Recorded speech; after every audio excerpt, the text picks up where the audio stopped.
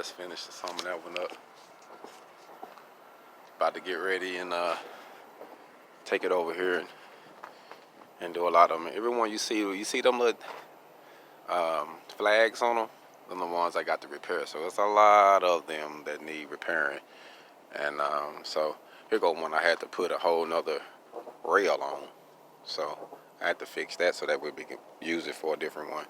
And I remember telling you about the time when I had to leave this job site, 'cause this was the one I was working on. Well, actually, the people was having issues on paying me. And I just told them, man, if we can't figure that out, then y'all can find somebody else to do it. Because I know I gave them a good price. And as you see, I'm back out here because I know they shopped around and the price was unreal. And for what I do in the time frame and doing good work, they had to call me back. So the guy's working out a different situation with me now, so I don't have to worry about that. But sometimes, man, you got to stand on your word and don't let nobody screw you over. You got good work ethics, they got to pay for it. And when they know it's affordable and they know it's reasonable, they're going to pay for it without a shadow of a doubt.